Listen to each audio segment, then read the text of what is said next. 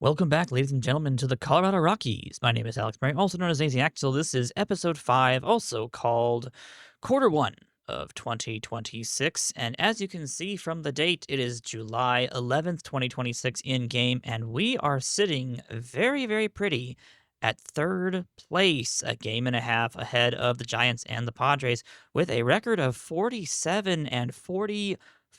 It has been a very interesting season and one that has had a lot more successes than I was expecting us to have at this point. I know you can see on the left side there, our owners' goals are a mixture of dark reds and a couple of really nice, almost like light blue greens at this point. So we're doing well in a lot of different areas. And we've had some good successes from some of our rookies.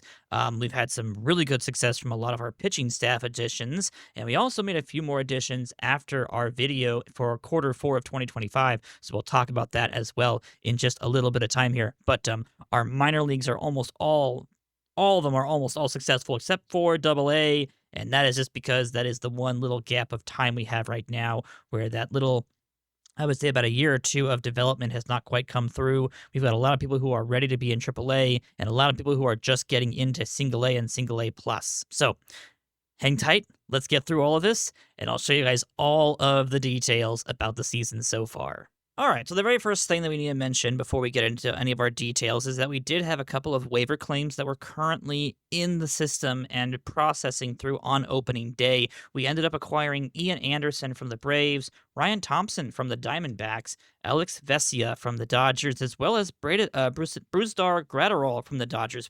The Dodgers were just kind of giving away a bunch of people that were, I think, too expensive for their salaries, unfortunately. So they gave away a couple of their relievers to the waiver claim. We ended up grabbing all 4 of these individuals and adding them to our pitching depth. And that was a huge boost to our regular season and partially the reason why our organization has been doing so well in the bullpen, where we are ranked with the best bullpen ERA as of right now in the National League. So our bullpen was our strongest part. Now, if you look at our list here on the left, you will notice that we do not see Thompson or Gratterall on this list, and that is because they have been traded. So we ended up using these signings to end up doing some trades down the road. Toronto now has Brusdar, and I think Thompson, actually, he's still here at this point, but we did end up getting rid of Gratterall in a trade down the road. We'll talk about that in a little bit here at this point, but we ended up getting some really good people, and we loved what we saw out of them for the season so far. It's been a huge improvement to our team as a whole. Another thing that we did notice is that there were some additional players added to the 2026 amateur draft pool. So our original opinion that Grady Emerson was our only option for shortstop in the first, what was it? We were second in the draft pick, I believe, and that became not the case anymore. We ended up seeing some really good options, like Larry Kunkel was another option we saw in the 2026 draft class, as well as Kevin Robinson, who ended up going number 1 overall in the draft. The nickname of Tonko. That's an interesting nickname about there. But anywho, I believe it's the Toronto Blue Jays ended up picking him first overall in the draft. We picked up Larry Kunkel. We were able to grab Larry Kunkel. This is our first round selection for 2026. We'll talk about him in a little bit of time. Over the course of the regular season, it has been so good to see a lot of our minor league players getting really good recognition across the board for minor awards. We've had some really good just weekly awards for Condon, for Palmquist, for Machado, all the way down into the A-ball system. Condon's won it multiple times. Sterling's won it for PCL. He ended up getting promoted from, I believe, AAA up to the big leagues. After about 33 games, we brought him up, and he has done fairly well for us in the big leagues. But he was getting some good awards down in AAA. Again, Palmquist has been doing really well. We've seen some really good stuff from other players. Messina there. Nishimoto's been doing pretty good. Nick Kent had gotten his Player of the Week once. Villadiego down all the way in the DSL system at this point. Mason Albright continuing to get really good results every single season. Yanquiel Fernandez actually got Player of the Week in the majors at one time. He was doing that good, as well as Brenton Doyle. I know that our Grizzlies team, Kelvin Hidalgo has been doing pretty good this season as well. He ended up getting best hitter of the month, I believe, at one point. And then, Villadiego, again, getting some good stuff this year, so he might be making his way up through the system and doing pretty well. George Clayson, one of the people we traded traded for as well, having a good year so far. Oliver Cedeno, another person we've seen have good results so far. He had a really good year last year in the rookie ball system, I believe, if my memory is correct. Yeah, he was pretty good. Minor league signing for us, and he's having an excellent season scattered between rookie ball and now officially A plus. So it's been a good season for awards. Everybody's really pulling through, especially people like Charlie Condon. He has had an absolutely blistering year in AAA. And I know what you all are going to say. Why are we not calling him up? The issue is because we have Sterling Thompson right now at first base, and this is our replacement first baseman for him. So we will be looking into 2027 for the season that Charlie Condon will be joining the major leagues. He gets a full year in AAA. He'll be able to really prove himself. I want to see if he can get back up to like 4.5 stars, maybe. If he can get a little bit more development in his system, I'd like to see him get just a little bit more and see if we can make him even better at this point. But otherwise, again, minors have been doing very, very well. We've even had some pretty good times with our major league organization as well. It's been pretty good all around. There have been quite a few shutouts from Chase Dollander having a shutout. I believe that Gabriel Hughes had one. Yep. Multiple 3-homer or more games at this point. Hughes had a great day multiple times over the course of the regular season so far. Jordan Beck's had a good time. Josh Winder, who actually got traded in the last couple of days, had a really good day against the Reno Aces. He has unfortunately been traded as well. But we were looking for people who were having good seasons to be able to use them as trade bait. We have a lot of people in AAA and AA who kind of do need to have just a little bit of a decision made about whether or not they're going to be here with the team long term, or if they are just a person who could be a really good trade option for us.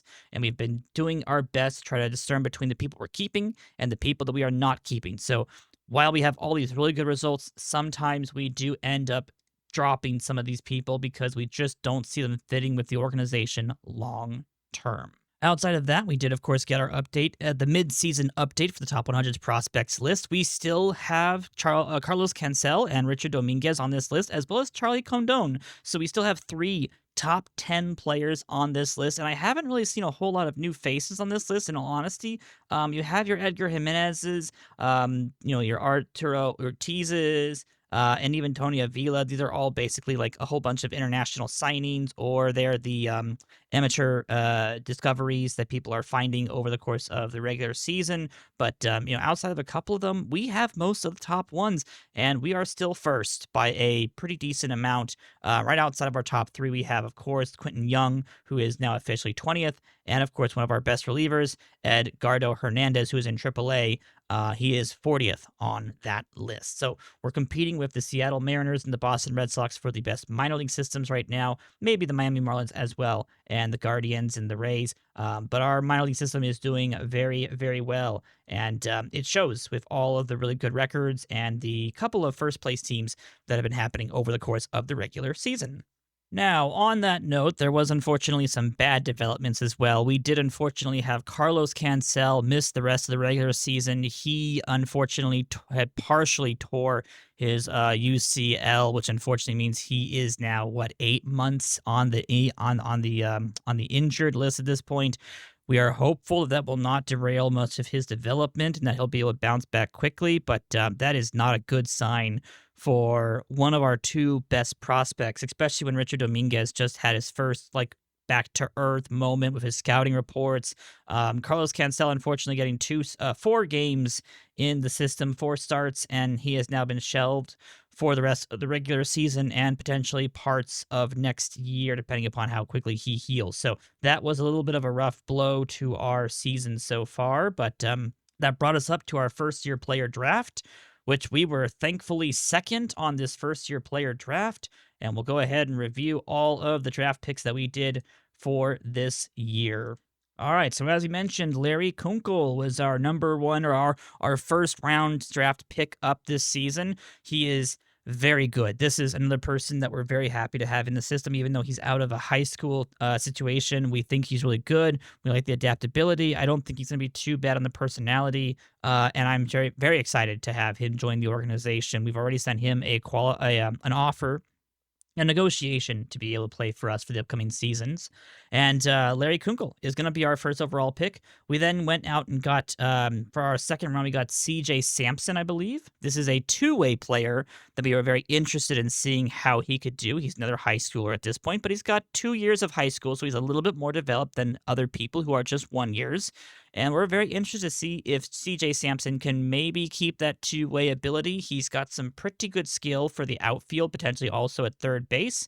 And we just want to see if he can kind of get maybe both of these developed. And if not, maybe we'll go one direction or the other, depending upon how we see fit. Our third round pickup was Lucas Kennedy. This is going to be a third base option for us, very similar to some of our other third base prospects we picked up. This is a high schooler for us at this point. High school senior out of Texas, I believe. At this, no, sorry, Tallahassee. So this is Tennessee, I believe, at this point.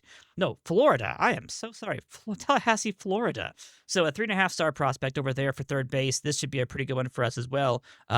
If push comes to shove, maybe he becomes a DH down the road, but really good bat profile.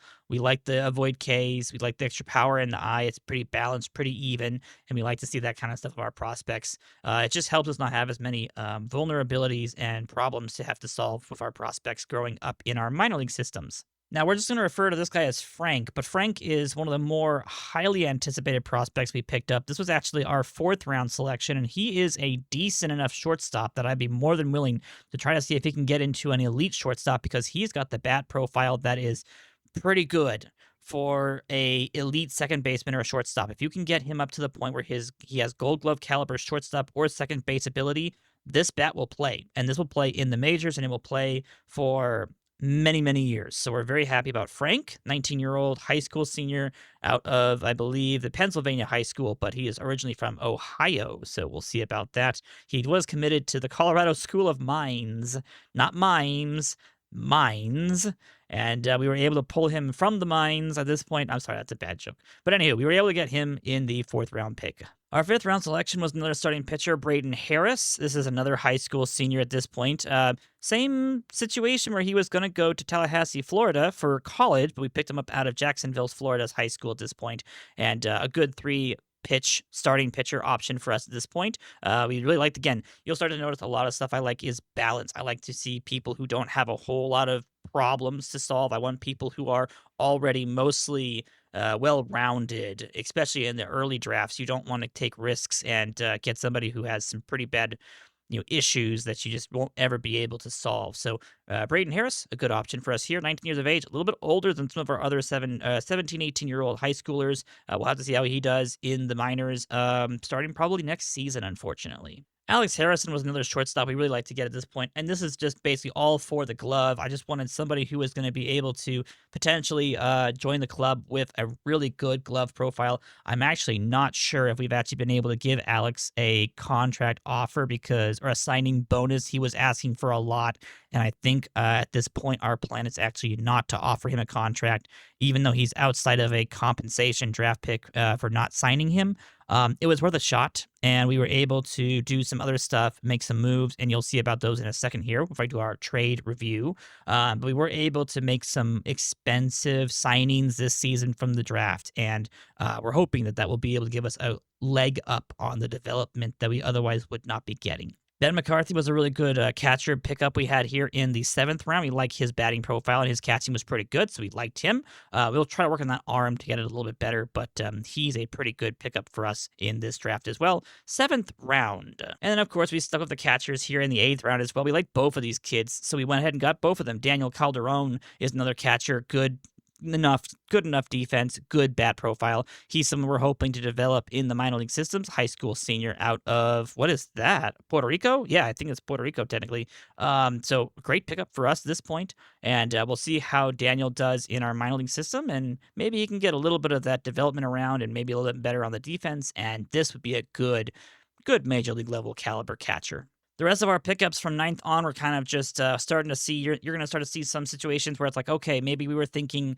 bullpen here, or just maybe if he can work on stuff, he can get better. This person was out of Phoenix, Arizona, Cortez High School. I actually know where that actually is here in the Phoenix area, but out of Gilbert, Arizona for his city of birth at this point. This 18-year-old pitcher is not too bad if he can get that changeup to develop. Otherwise, it's going to be a rough time to develop him, unfortunately. So, hoping to get the control developed, hoping to get those off speed pitches developed. And this would be a pretty good option. Good personality, though. So, there's a chance. There's always that chance. Some of these people now officially are signed because they were able to take the minimum contract, signing bonus basically. So Brett Renfroe, a relief pitcher who could be a starter down the road, maybe is already into our rookie system at this point. He'll start playing almost immediately, and we're hopeful that he might be able to develop into something kind of average. But this is just pure depth right here, unfortunately, just pure depth. Scott Cowles is a little bit of a more risky pickup because of that home runs allowed being so low. That movement definitely needs some work, but he's got some pretty good pitches outside of that. So we're hopeful that maybe Scott Cowles would be another starting pitcher option who could do pretty good for us down the road. But we are definitely going to need to see some good advancements from him. But as you guys can see, a little bit better on those star ratings. So he's got better upswing, but he also has a whole lot more downswing if that movement ratings do not get improved. Paul's a center field. He's not center field. He's a corner outfielder option for us at this point. Already into our system at this point in the 12th round, signed out of Fort Hood, Texas, I believe, at this point. We were very happy to get him, a high schooler, actually, at this point, too. He'll begin playing immediately. And again, just another person where it's like, okay, he's got a decent enough quality bat. It's pretty average, but also doesn't have a whole lot of weaknesses at this point. He'll play the corner outfield. We'll see how good he can be. Probably set up for right field, and we'll see what we can do about him. RJ Hamilton was an interesting pickup here in the 13th round. We thought he had some pretty good utility ability, but also a pretty decent contact bat, good speed. If we can get a little bit more of the defense around, or even a little bit more of the bat around, this would be a person who could possibly be a very good utility player in the major league levels. He is 21. He's a little bit older, but he's not really much more developed, unfortunately, for a college player, but we have hopes that RJ Hamilton might be able to get a little bit more of the development and maybe have some use beyond AAA. Tyler August, another person who's from college at this point, wants to be a starter, but we'll have to see about that. He really needs to get that control up above 31 on the potential, unfortunately. There's just a little bit of problems with those walk numbers. Otherwise, he probably could be a much better relief pitcher, and I think that was the original design, was to have him kind of focus more on the stuff and the movement and become a really good bullpen arm for us down the road, potentially. Tyler August went in the 14th round. 15th round went to Adam Johnson. This is absolutely a bullpen arm for us right about here. We are expecting this guy to be able to push those pitches and try to get the miles per hour up a little bit more. Adam Johnson out of high school is potentially, I mean, he could be a starting pitcher, I guess, if he gets a lot of his stuff up, but he has a lot of work to do on the movement and the control to be able to get to a point where we would actually be able to use him. But that is always an option for a 6'3" 17-year-old out of Texas. So we'll see what happens with Johnson. Mike Douglas, another catcher. At this point, we just wanted more depth. We needed more catching options in our minor leagues. We're hoping he can get a little bit of that arm up and running, and if he can get a little bit more of that bat around, he'd be pretty good about that. But otherwise, this is a pure depth and minor league catcher for life. We'll see how long he can develop and what he can get to, but I would not expect him to get past AAA in any means at this point, unless he gets some really, really, really good development. Steve Chaney was another bullpen person we picked up. We thought this was actually a pretty good pickup for a 2-star bullpen arm at this point. He's got some okay movement and okay control. Could use a little bit of work on both of those, in all honesty. But the fastball changeup combination is not bad for us. A 18-year-old high schooler. We're going to see if we can develop him a little bit, see if we can get him around, and see if that 6'6" body can be able to handle a little bit more speed and maybe a little bit more movement. And at this point, once we hit the 18th round and beyond, it was just a whole bunch of like utility arms with maybe some better defense. So again, Kevin Roberts Jr. here, 17-year-old high schooler, 2-year high schooler at this point, and coming out of a preparatory school. He was in the 18th round, very good outfield ability. We'll probably use him as a backup or a depth player for utility and good defense. But that bat is not quite there. Well, we can do about that. And the speed could also use a little bit of help as well. Alex Saucedo was another potential, like, hey, we've got a lot of pitches here. He's got 6 pitch count at this point. He could turn into something interesting if he can get some of those pitches up and running. If the speed comes through, maybe that helps a little bit as well. But he's got a lot of work to do at this point, and it's just going to be an uphill battle, unfortunately, for Alex here. But we're hopeful that maybe he can look a little bit better and might be able to see him hit the AAA level at some point down the road. And then last but not least, our final pickup in The 2026 draft was Zachary Stevens. This is a two-way player who is expected to be just a starting pitcher or a bullpen arm going up in the system at this point. We're hopeful that he can develop a little bit of that control and continue to work on the movement. That would actually be pretty good, and I think he'd actually be able to make it all happen, and we'd be good to go with him down the road. Again, a college player here, 2-year college player out of the University of South Alabama, and we're hopeful that Zachary Stevens might be able to develop even though he's only 5'11". All right. So as you guys can see, this is our pending offers for the draft pick negotiations. We ended up having to swallow a $12 million offer to Larry Kunkel. But for the quality that he is, that is absolutely worth it. We have also given a $10 million offer to Braden Harris, which was I believe, our 5th round pickup. But this is also fairly good, a 3.5-star caliber starting pitcher with good upswing. This is something that you want, especially for a 5th round. So we were able to get 3 quality pitchers, a shortstop and a third baseman, and we've given them all offers at this point. But that unfortunately does mean that Alex Harrison, at the moment, Harrington, my apologies, is not going to be getting an offer. He was asking for at least 9 million, wanting upwards of probably more like 10.5. So unfortunately, we've already spent $27 million in outstanding offers for these rookies. I'm not expecting to be able to make an offer for Alex Harrington unless we get some massive changes down the road. We do have all the way until, what is that, September 9th? I believe that is September 9th to be able to make an offer for Alex. So we'll see what happens. Maybe if we miss out on Braden Harris, we will go for Alex Harrington instead. Otherwise, let's talk about the trades we did. We have made 3 different deals at this point, and one of them was, in fact, getting rid of Brayan Bello. Now, Brayan Bello had been doing really well for us, and I know you're going to instantly hate me for doing this and not appreciate the deal and, just don't think this is a good idea, and you're probably right. In 18 starts, Brayan had a 3.67 ERA for us and a 1.13 WHIP, but we were not supposed to be winning this well this season. And it's not that we're trying to delay our success. It's that basically he's doing really well. The WAR is 2.3. He's one of the better pitchers in the National League. He deserves to be on a winning team. He was probably going to start to get a little bit unhappy in our organization because we're not going to be a playoff-bound team. And also, his contract is a little bit expensive. He gets up into $8.5 million next year, 16 the year following, and then 19 the following year before he has a team option of $21 million. So rather than run the risk of not being able to actually trade him off and get anything back for him, we made this deal right about here. We gave the Philadelphia Phillies, we gave them Brayan Bello, Julio Rodriguez. We also gave them Josh Winder, another of our starting pitching prospects who was really not going to be making it into the big leagues, and Danny Polonia was another person that we gave them at this point. Polonia might be the one person in the deal that I actually was not wanting to get rid of, but his rookie ball seasons have not been looking so good, and we have plenty of first base prospects. It's not too hard to get rid of him and just hope and pray he doesn't develop into anything big. We ended up getting Tony Gonsolin as a return piece for this right here. He has become, he'll hopefully become a part of our bullpen, if not our starting rotation. And then Reynaldo Gonzalez was the big pickup for us. This is a potential bullpen arm or potential starter down the road. It just depends on how these pitches pan out. This is an extreme ground ball, over the top, 85 to 87 mile per hour pitcher. We like the development opportunity for him. We think that's going to be a better option for us down the road in the long haul. So Reynaldo Gonzalez joins our list of ever-growing, like 17, 18-year-old, he's 16 technically, of just international development players that we're hopefully going to be able to do a good job developing down the road.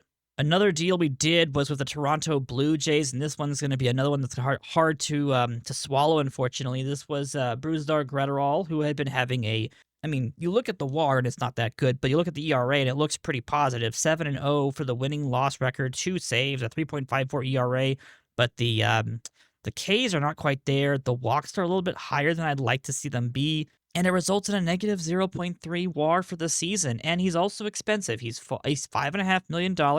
We were able to get him and also Ryan Feltner to go to Toronto, and Feltner will be missed, unfortunately, but Feltner's season, much like last year, has been average at best. And at the end of the day, he is going to be demanding quite a big increase in arbitration over the course of the next couple of seasons. And for the two people, Feltner and Gretterall, we were able to get Chase Hampton, who is a starting pitcher. He'll be joining our rotation at this point immediately. He's got 5 pitches. He's a little bit undeveloped and just the last little pieces at this point. And we like what he has a little bit more than Feltner. He's also only 24 years of age. I think Feltner was, 29. And we also got Jose Alvarez, a minor league prospect who's actually not that bad, all things considered. But again, for what, $7 million to get down to minimum contract, basically, this was a way for us to save some money, get a little bit younger, and be able to not completely kill the team while at the same time. Now, you will notice we also did a second deal to Toronto. We actually had a huge, massive deal at one point, and then that ended up splicing off into 2 deals, and this was the other one. So we were approached about Bowden Francis.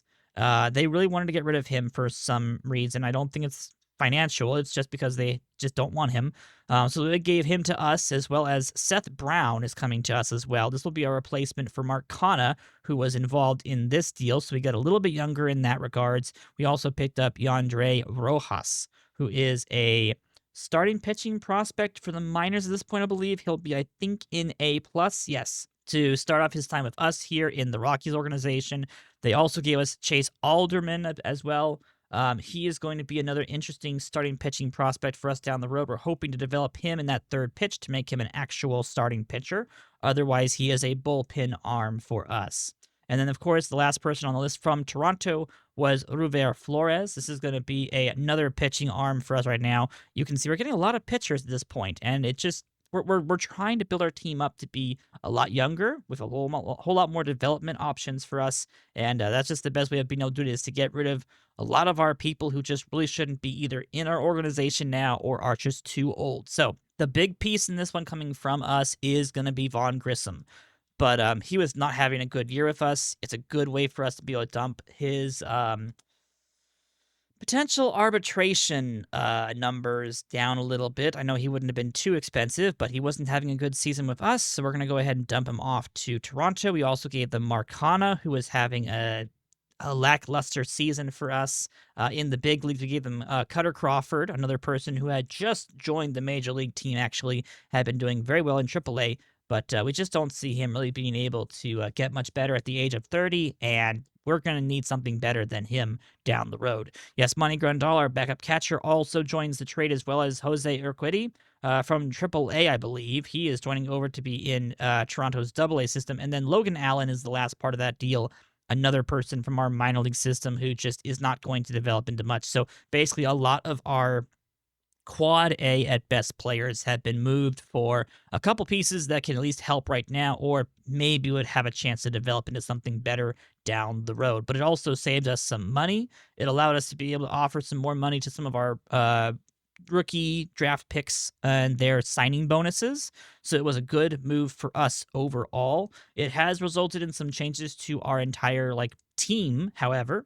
Bowden is now officially our ace pitcher at this point. Jordan Montgomery is now 3rd on our list. Chase Hampton is now the number 5 starting pitcher. So 2 new arms join the starting rotation. We also, of course, have our recalling of Nabil Krismat to join the bullpen at this point, but it's been pretty good so far, so I'm still very happy about all of that. In regards to the batting depth charts at this point, we are still expecting to have Rafaela over at third base for right now. I believe we have an injury to Amador. Yeah, he's out for 3 weeks with a hamstring strain, but he's had a very good season otherwise at third base for us in the regular season, and we're very happy to have him there. So unfortunately, that will be a little bit of time without Amador, but Rafaela's had a better season than Grissom had, so we kept him instead. He'll be playing third base for us right now. Nicky Lopez has been doing serviceable at second base. Tovar has had an actual bummer of a season so far. It has not quite gone so well for Tovar this year. We're hoping he can bounce back, get a little bit better. and still be able to keep that Gold Glove caliber shortstop ability behind him. Richie Palacios is still expected to be, I think, sharing DH with Seth Brown moving forward in the regular season.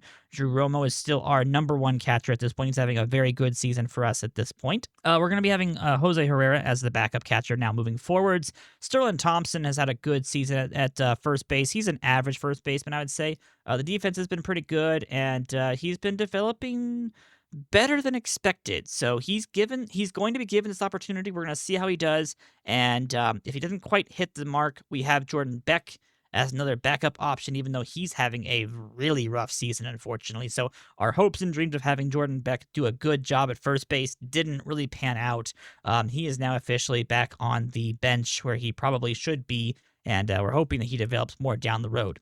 Yanquiel Fernandez is our home run leader in the organization with 15 so far in the regular season. That's through just over 90 games, though, so he's not exactly having a great season. But he's been doing okay in right field, and we definitely have been enjoying the large amount of RBIs that he's been getting for us. 51 RBIs. He's expected to finish the season with 91. He is our slugger for the regular season. Brenton Doyle has been having a lackluster season, unfortunately, as well. He's just not developing anywhere close to what I was kind of hoping to see him at least be able to improve to.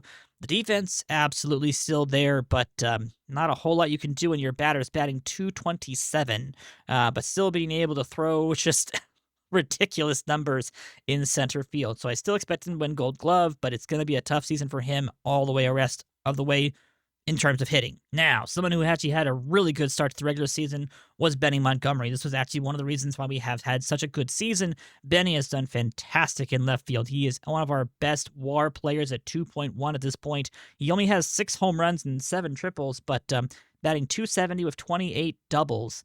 And he has been playing lights out in left field. He's having a really good season out there. We're expecting him to probably be a contender for Gold Glove in that position. And he's been just consistent for us, and that gives the rest of the offense a chance to be able to do big things, and it's been a good option for us having him in left field over the course of the regular season. We did call up Gavin Lux, actually, very recently, and he will be a depth player for us at this point because we got rid of Marquise Grissom, not Marquise.